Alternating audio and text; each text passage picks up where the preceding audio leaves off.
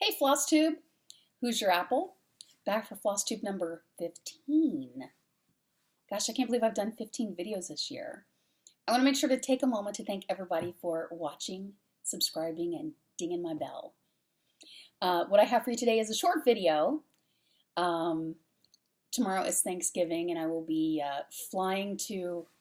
my husband and I will be flying to my brother's in Indiana, and probably won't get much stitching done. But I do have 3 FOs to show you, and I have WIP progress just on one project. So the first one I want to show you is, and I know Halloween is long past since we're at Thanksgiving, but I did complete the Dralloween. What I want to say is, it wasn't the most fun stitch that I have done, and maybe had I seen the whole project ahead of time, I might not have done it.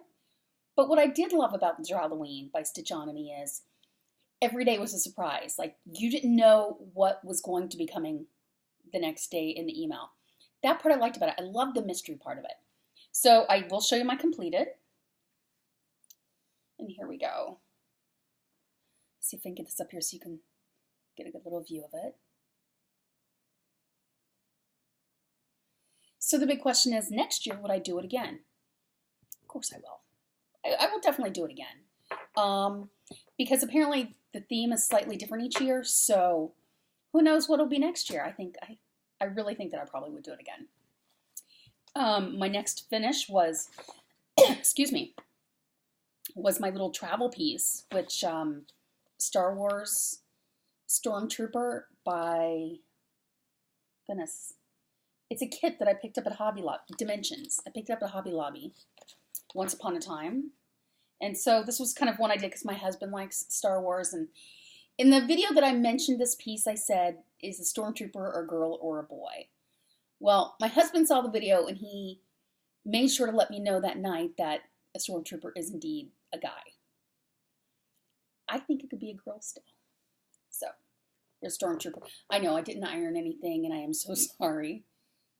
But here is Star Wars, which means I need to come up with another travel piece, especially since I'm traveling tomorrow.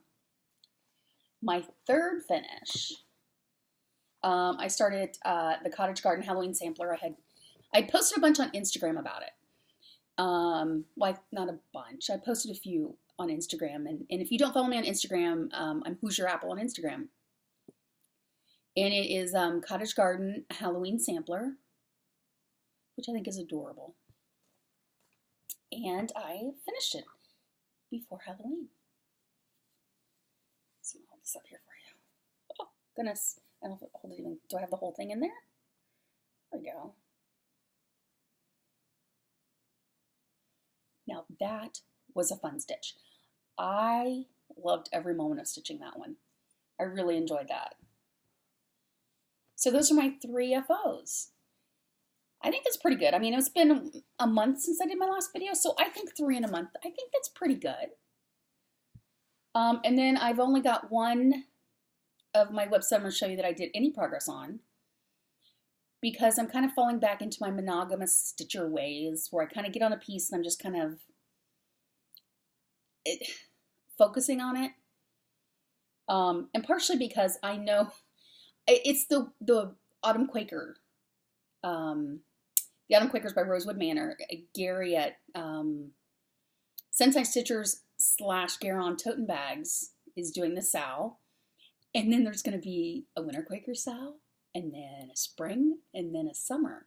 So here's the thing. I want to keep up with them all. I want to finish the sow before the next one starts. So, and I kind of want to stitch it during the season. So I'm going to show you the progress. Let me see which way's up. This way's up. So I'm going to kind of just roll it up here. See if I can kind of roll it.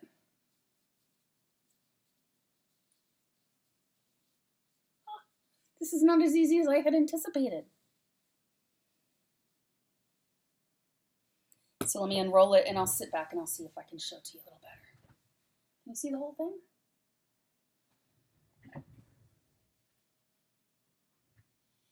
Now, I think this is a fun motif because or fun stitch because every little motif feels like a mini finish. Some people on Instagram had pointed out, and I also had posted it in the Gear On Toten Bags Facebook group, that about me kind of doing basically the framework around it and then filling it in. I believe I'm probably one of the only ones who had done it that way. To be honest with you, I didn't even think about it. I just did it. I tend to do the outer edges of things and then just fill them in.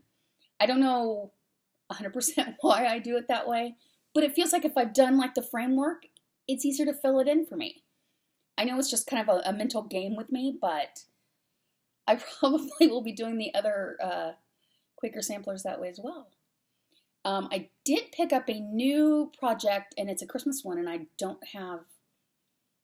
not really doing a lot of Christmas ones. I love Christmas, but for whatever reason, stitching Christmas has eluded me.